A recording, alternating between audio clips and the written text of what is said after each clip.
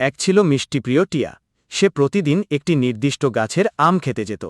সেই গাছের আম ছিল তার ভীষণ প্রিয়, কারণ সেগুলো ছিল যেমন সুমিষ্ট তেমনি রসালো। আমের স্বাদে ম ম করত তার মন। একদিন টিয়া পাখিটি অসুস্থ হয়ে পড়ল। তার শরীর এতই দুর্বল ছিল যে সে আর আম খেতে যেতে পারল না। মন খারাপ করে সে অপেক্ষা করতে লাগল সুস্থ হওয়ার। অবশেষে যখন সে সুস্থ হয়ে উঠল, পরদিন সকালেই সে ছুটে গেল তার প্রিয় আম গাছের দিকে। কিন্তু গাছের কাছে পৌঁছে যা দেখল তাতে তার মন ভেঙে গেল। গাছে একটিও আম অবশিষ্ট ছিল না। তার প্রিয় আমগুলো পাশের দুটি টিয়া পাখি এসে সাবার করে দিয়েছে। টিয়া পাখিটির মন দুঃখে ও ক্রোধে ভরে উঠল। সে এই দৃশ্য কিছুতেই সহ্য করতে পারল না। অভিমানে এবং ক্ষোভে সে এমন এক কাজ করে বসল যা অপ্রত্যাশিত।